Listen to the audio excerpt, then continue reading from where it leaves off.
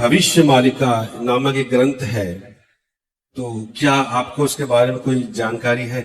भविष्य पुराण? भविष्य मालिका नहीं, भविष्य पुराण तो है अपने यहाँ। जी हाँ, ये भविष्य मालिका जो ग्रंथ है महाराज जी, यह उड़िया भाषा में है और उसको आज से 600 वर्ष पूर्व उड़ीसा के महान संत श्री अच्युतानंद दास जी ने के द्वारा लिखित है।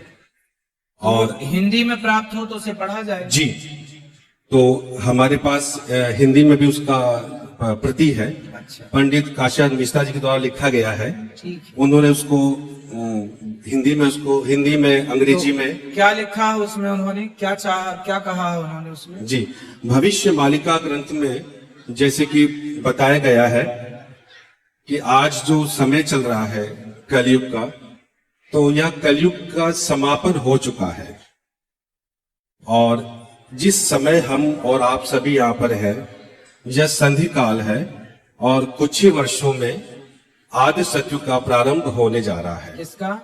आदि सतयुग जैसे कि सतयुग होता है महाराज जी, सतयुग। सतयुग, तो सतयुग से पहले आदि सतयुग का आगमन होता है। यह भविष्य मालिका में लिखा है।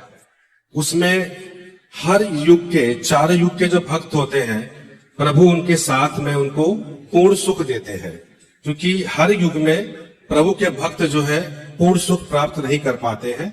वह युग के अंत में प्रभु के साथ अपनी लीला करके चले जाते हैं। तो आदि सतयुग का प्रारंभ जो है महाराज जी होने वाला है। तो हमारा आपसे यही एक विनती है कि देखिए, हमारे शास्त्रों में ऐसा वर्णन नहीं है। ये तो अभी क्या है, जब सूर्य ढलता है ना तो परछाई लंबी जाती है।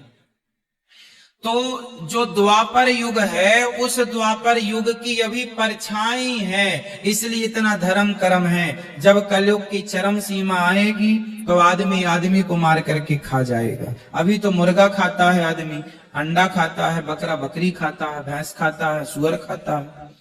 कलयुग का अंत आने दीजिए, आदमी की लंबाई केवल 3 फीट की रह जाएगी, 2 फीट का हो जाएगा। और कलयुग के अंत में इंसान इंसान को मार के खा जाएगा।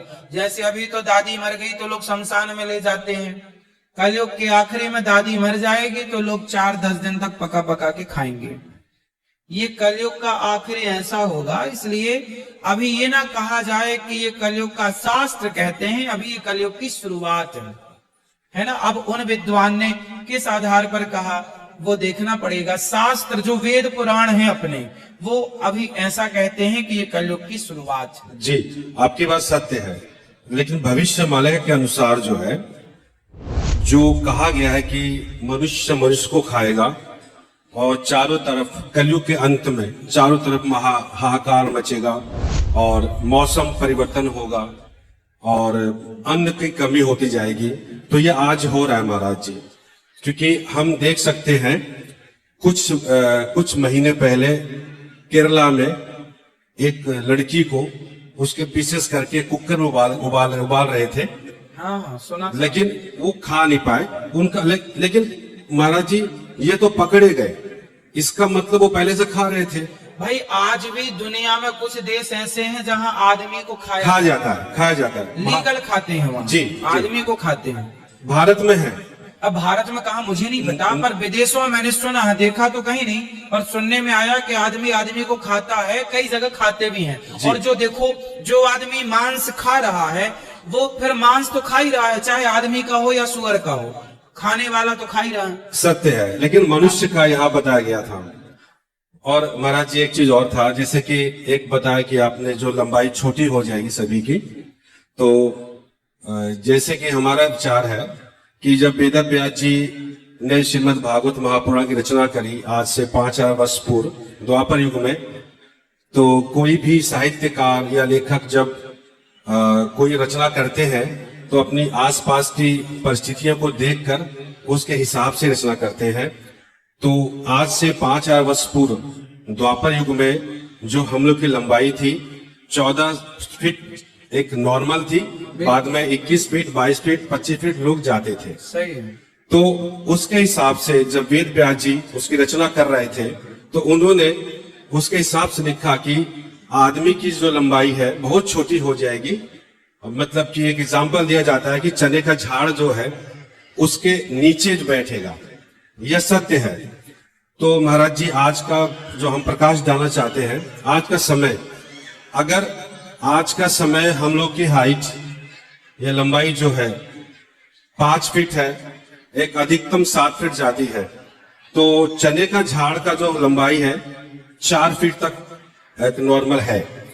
तो इसी वक्त से जब किसी द्वापर में 21 फीट की हाइट थी, तो चने का झाड़ जो है वो कम से कम 12 फीट का होगा या 13 फीट का होगा, या तो उसके हिसाब से हम लोग की लंबाई जो है उस चने के हिसाब से जो द्वापर में था, आज हम लोग छोटे हो चुके हैं। बिल्कुल 12 फीट का जो है उससे हम लोग 5 फीट में आ गए हैं। ठीक है। तो यहाँ पे ये सत्य प्रमाणित होता है।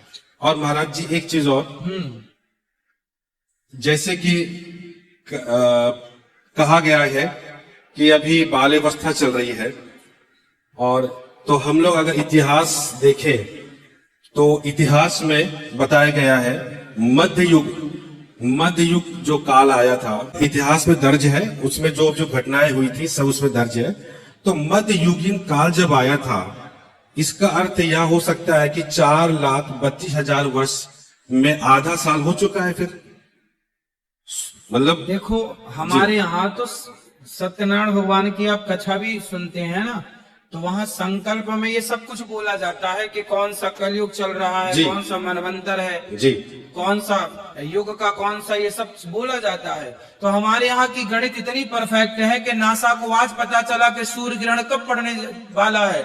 हमारे यहाँ तो सैकड़ों साल जब नासा पैदा नहीं हुआ था, तब हमारे यहाँ पंचांग देख के ब्राह्मण बता दिया करते थे फलानी तारीख को इतने बज के इतने मिनट में सूर्य ग्रहण है और चंद्र ग्रहण है। तो हमारी गणित परफेक्ट है, इसलिए गणित पे बिल्कुल आप जी बिल्कुल जो शास्त्र कह रहे हैं बेटा, वो महापुरुष हैं, अपने हिसाब से उन्होंने जो कहा होगा जी, वो ठीक कहा होगा, पर शास्त्र जो कह रहे हैं वो प्रमाण ये है कि अभी कलयुग की शुरुआत है, और इसलिए इतना धर्म कर्म है। कलयुग के आखिरी होते होते ना कोई राम का नाम लेने वाला रहेगा, ना कोई कृष्ण का नाम लेने वाला रहेगा।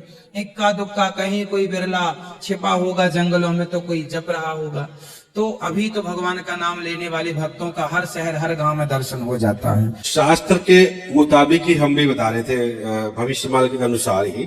ठीक है जी, तो आपसे निवेदन है कि आप इसको पढ़ लीजिएगा, हाँ, और थोड़ा सा समाज में, और हम भी चाहते हैं कि आपसे 1 to 1 कुछ बात करें, अगर अवसर प्रदान करें आप, तो आपसे हम बात भी करेंगे, आप जब आप बताएंगे।